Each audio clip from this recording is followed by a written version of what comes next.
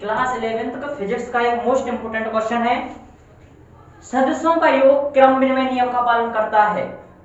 सिद्ध कीजिए, सिद्ध कीजिए कि सदस्यों का योग क्रम विनिमय नियम का पालन करता है। आज अपन को सिद्ध करना है कि मतलब दो सदस्य हैं जिनका योग यदि उनका सदस्य परिणामी सदस्य उनके क्रम में परिवर्तन करने पर भी हमें क्या वही परिणामी सदस्य प्राप्त होता है, अर्थात सदस्यों का योग क्रम विनिमय नियम का पालन करता है। अब सदस्यों का योग कहा है, क्या कहा? सदस्यों का योग। माना अपने पास दो सदस्य हैं, कौन से सदस्य हैं?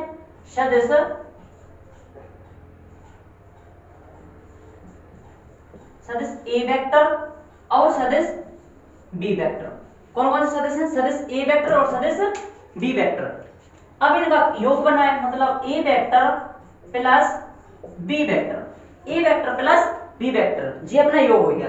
मतलब इनका अगर क्रम बदल दें अपन, इनका क्रम क्या करते हैं? बदल दें, तब भी परिणाम में कोई परिवर्तन नहीं होगा। मतलब दो सदस्यों का योग क्रम विनिमय नियम का पालन करता है। क्रम का विनिमय, विनिमय मतलब बदलना, विनिमय मतलब बदलना। मतलब अभी था ए वेक्टर प्लस बी वेक्टर बराबर बी वेक्टर प्लस ए वेक्टर, करने पर इनके परिणाम है ना, जो इनके परिणाम में कोई एक्सचेंज परिवर्तन नहीं होगा। यह चीज अपन को क्या करनी है? सिद्ध करनी है। क्या करनी है? सिद्ध करनी है। ठीक है, अब अपने पास दो वेक्टर हैं, कौन कौन से? वेक्टर ए और वेक्टर बी, वेक्टर ए और वेक्टर बी विकर्ण डालते हैं। ठीक है, एक समांतर चतुर्भुज की भी रचना हो रही है। क्या हो रही? समांतर चतुर्भुज की रचना। ठीक है, ए बी सी डी, इसको मान लें R. A B C D इनके नाम रख लिए। चूंकि समांतर चतुर्भुज का एक नियम होता है कि आमने सामने की भुजाएं कैसी होती हैं? बराबर होती हैं। आमने सामने की भुजाएं कैसी होती हैं? बराबर होती हैं। अर्थात ए बी के बराबर में क्या है? C D. ए बी के बराबर में क्या है? C D. चूंकि ए बी बराबर सी डी, ए बी बराबर सी डी, यदि ए बी बराबर सी बी, ए बी बराबर ए वेक्टर है तो सी डी बराबर भी क्या होगा? ए वेक्टर होगा। सी डी बराबर भी क्या होगा? ए वेक्टर ही होगा। यदि बी डी बराबर, बी डी बराबर क्या होगा? ए सी। बी डी बराबर क्या होगा? ए सी। बी डी बराबर क्या होगा? ए सी। ठीक है ना, जी हो गया। हाँ, ए बी के बराबर में सी डी और बी सी के बराबर में ए सी, बी सी के बराबर में ए सी। ठीक है ना जी, समांतर चतुर्भुज का नियम हो गया। क्या हो गया? समांतर चतुर्भुज का नियम। अब अपन त्रिभुज लेते हैं। एक समांतर चतुर्भुज में अपन त्रिभुज के दोनों त्रिभुज से अपन इसको सिद्ध करेंगे। कौन कौन से त्रिभुज लेंगे? त्रिभुज नहीं, समांतर चतुर्भुज ए बी सी डी में, ए बी सी डी में क्या लेंगे?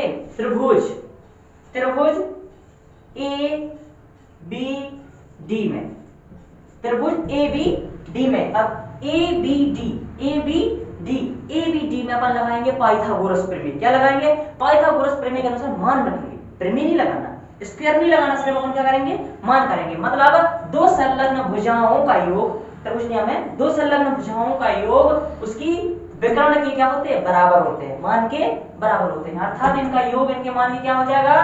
बराबर हो जाएगा।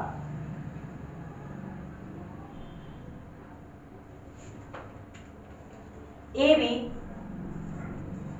B plus B D, A B plus B D बराबर क्या हो जाएगा? A C. क्या हो जाएगा? A D. क्या हो जाएगा? A D. अर्थात पाइथागोरस प्रमेय के अनुसार, पाइथागोरस प्रमेय के अनुसार क्या आ जाएगा? ए डी बराबर में A B plus B D, A B plus B D. इसका सही क्रम में लिख दिया है, पाइथागोरस प्रमेय से ही लिया गया है। इसका सही क्रम क्या लिख दिया? कर्ण बराबर लंब धन आधार या फिर आधार धन लंब। ठीक है ना, हम इसको समीकरण 1 बना लें अभी नहीं। ठीक है ना, हाँ, तो क्या आ जाएगा? ए बी बराबर, इसका मान रख दे, ए बी का मान क्या है? A vector. ए बी का मान क्या है? A vector. और बी डी का मान क्या है? B vector.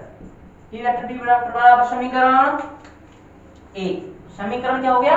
1। पुनः क्या कर लेंगे? पुनः पुनः अब अपन त्रिभुज द्वारा लेंगे दूसरा वाला। आप त्रिभुज कौन सा लेंगे? ACD। ACD में त्रिभुज ACD में त्रिभुज ACD में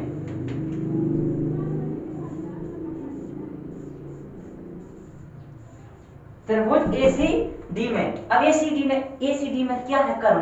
ACD में AD क्या है? कर्ण है। AD क्या है? कर्ण है। AD क्या है? कर्ण। AD क्या है? कर्ण है। ठीक है ना। अब चूंकि AC क्या है? लंब है। AC क्या है? लंब। CD क्या है? आधार। CD क्या है? आधार। तो इसके अनुसार करेंगे तो AD के बराबर में AD बराबर AC क्या जाएगा? AC प्लस क्या जाएगा? CD क्या जाएगा? CD। AC plus CD। AC plus CD। तो AD बराबर AC का मान क्या है? B vector. AC का मान क्या है? B vector. AC का मान क्या है? B vector. B vector plus CD का मान क्या है? CD के मान A वेक्टर। CD का मान A वेक्टर। समीकरण 2। समीकरण क्या हो गया? 2। चूंकि समीकरण 1 में नहीं, समीकरण 2 में 1 का मान रखने पर, समीकरण 2 में 1 का मान रखने पर, अब समीकरण 2 में 1 का मान क्या है? मतलब AD का क्या करेंगे? मान रखेंगे। AD का क्या करेंगे? मान। AD का मान क्या आया था? A vector plus B vector. A vector plus B vector. तो क्या रख लेंगे? AD का मान A vector plus B vector बराबर B vector plus A vector. यही तो सिद्ध करना था। A vector plus B vector बराबर B vector plus A vector. हो गया ना। A vector plus B vector बराबर B vector plus A vector. मतलब यह सिद्ध हो चुका है कि सदस्यों का योग क्रय विनिमय नियम का पालन करता है। सदस्यों का योग क्रय विनिमय नियम का पालन क्या करता है? करता है। पुनः समझ ले एक बार। दो सदस्य अपने पास A वेक्टर और B वेक्टर, दोनों का त्रिभुज पे जोड़ देंगे, बना देंगे। इसके सामान्य त्रिभुज की भी रचना हो जाएगी। सामान्य त्रिभुज ABCD क्या हो जाएगा? ABCD। एक वेक्टर है A वेक्टर। सामान्य त्रिभुज के कुछ नियम होते हैं, जैसे कि आमने सामने की भुजा कैसी होती है? बराबर होती है। तो जैसे कि AD के सामने की भुजा कौन सी है? CD। तो ये वेक्टर है अगर यदि, तो वो भी क्या होगा? A वेक्टर ही होगा। अब BD के सम्मुख भुजा कौन सी है? AC। BD की सम्मुख भुजा कौन सी है? AC। अरे ये B वेक्टर है तो AD B वेक्टर ही होगा। ठीक है ना। अब अपन त्रिभुज लेंगे कौन सा? ABCD। कौन सा त्रिभुज? ABCD या फिर ABCD। ABCD त्रिभुज में है, ABCD त्रिभुज में कौन सा त्रिभुज लेंगे? ABD। कौन सा त्रिभुज लेंगे? ABD। ABD त्रिभुज लिया तो ABD त्रिभुज में अपन क्या कर लेंगे? पाइथागोरस प्रमेय के अनुसार लगा देंगे, कर्ण बराबर लंब धन आधार या फिर आधार धन लंब। ठीक है ना। अब चूंकि ये बात सिद्ध है कि त्रिभुज नियम क्या कहता है कि दो संलग्न भुजाओं की सम्मुख भुजा दोनों के योग के बराबर होती है। दो संलग्न भुजाओं का मान या फिर योग का मान सम्मुख भुजा के मान की क्या होता है? बराबर होता है। ठीक है ना। तो AD बराबर क्या आ जाएगा? AB plus BD। AD बराबर क्या आ जाएगा? AD प्लस बराबर AB प्लस BD।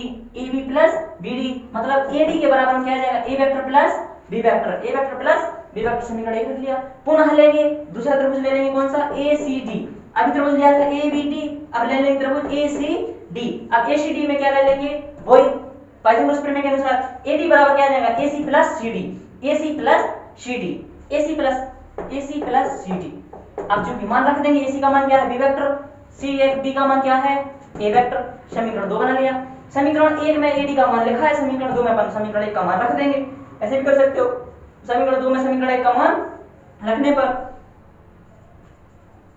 समीकरण 1 का मान रखने पर, समीकरण 1 रखने पर, तो समीकरण 2 में समीकरण 1 का मान रख देंगे तो क्या आ जाएगा? A vector plus B vector बराबर B वेक्टर प्लस